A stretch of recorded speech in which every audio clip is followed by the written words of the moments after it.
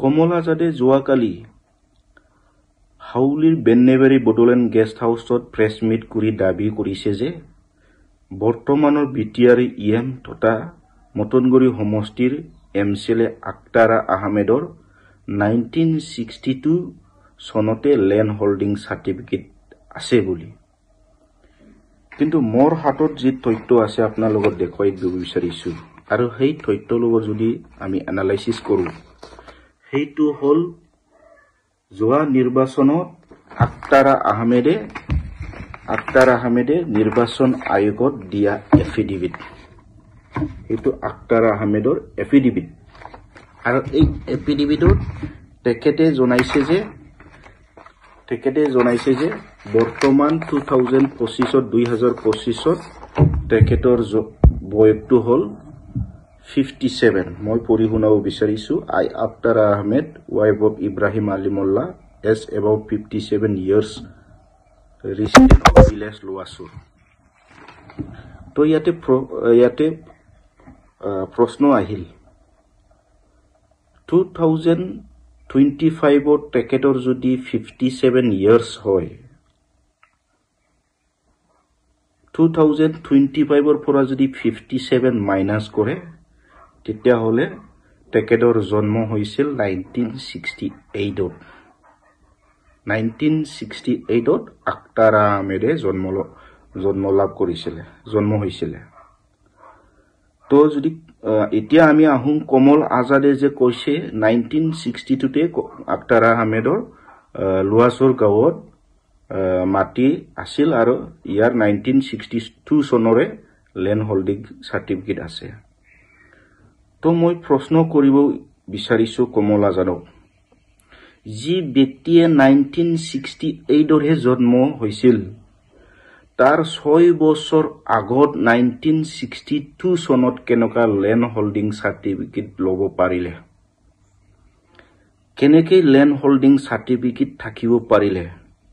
মই আকৌ ৰিপিট কৰিছো কমল আজাদ ডাঙৰীয়া, আপোনাক প্ৰশ্ন কৰিছো, নাই যি ব্যক্তিয়ে 1968 চনত জন্ম লাভ কৰিছে আৰু সেইটো মই কোৱা নহয়, আক্তাৰা আহমেদে নিজৰ এফিডেভিটৰ যোগেদি নিৰ্বাচন আয়োগত দিয়া তথ্য, যি ব্যক্তিয়ে 1968 চনত হে জন্ম লাভ কৰিছে তাৰ 6 বছৰ আগত 1962 চনত কেনেকৈ মাটি পাট্টা বা লেণ্ড হোল্ডিং সাৰ্টিফিকেট থাকিলে?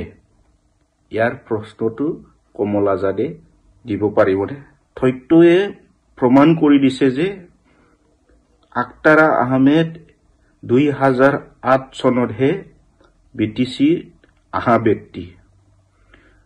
2008 চনৰ আগত স্পষ্টকে দেখুৱাইছিল তেখেতৰ নাম ভোটাৰ লিষ্টত তেখেতৰ নামটো আছিল বৰপেটা সমষ্টিৰ সেই সময়ৰ জনিয়া বিধানসভা সমষ্টিৰ গুণৱালকুছি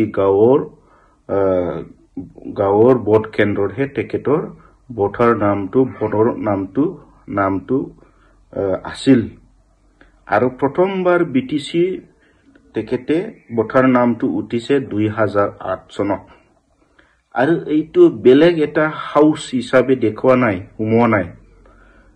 118 হাউস নাম্বাৰ, যিয়ে আক্তাৰা আহমেদৰ পৰিয়ালৰ লগত কোনো জড়িত নহয়, বেলেগ এটা পৰিয়ালৰ থলত আক্তাৰা আহমেদ আৰু নিজৰ হাজবেণ্ড আৰু তাৰ হাজবেণ্ড ইব্ৰাহিম আলী এই দুজনৰ নামটো সোমোৱাই ভোটাৰ লিষ্টত নাম উঠাইছে। এই তথ্যটো সবৰ হাতত আছে। এতিয়া এই তথ্যটো স্পষ্ট কৰি দিছে যে আক্তাৰা আহমেদ বিটিসি গঠন হোৱা আগত বিটিসিত বাসিন্দা নাছিল। আজি আৰু কমল আজাদ আপুনি যে 1962 চনতে লেণ্ড হোল্ডিং আছে বুলি তথ্য লৈ আহি আকৌ এটা প্ৰমাণ কৰিলে যে 1968 জন্ম হোৱা ব্যক্তি 6 বছৰ আগতে লেণ্ড হোল্ডিং সাৰ্টিফিকেট 1960 থাকা আপনি সেইটো দেখুৱাই স্পষ্ট আৰু প্ৰমাণ কৰি দিছে যে আক্তাৰা আহমেদ সঁচাকৈ বিটিসিৰ বাসিন্দা নহয়। তেখেতে হাগ্ৰামা মহিলাৰিয়া 17 বছৰ যেতিয়া শাসন চলাইছিল এই ক্ষমতাটো অপব্যৱহাৰ কৰি দুৰ্নীতি কৰি ইলিগেলি তেখেতে লেণ্ডৰ ডকুমেণ্ট বনাই লৈছে আৰু বিটিসি বাসিন্দা হিচাপে ইলিগেলি বনাই লৈছে সেইটো আকৌ আপুনি কমল আজাদ আপুনি প্ৰমাণ কৰি দিলে আকৌ মই আপোনাক প্ৰশ্ন কৰিছো 1968 জন্ম লোৱা ব্যক্তিয়ে কেনেকা 6 বছৰ আগত 1962 লেণ্ড হোল্ডিং সাৰ্টিফিকেট থাকিব পাৰিলে ইয়াৰ উত্তৰ দিয়ক কমল আজাদ ডাঙৰীয়া থ্যাংক ইউ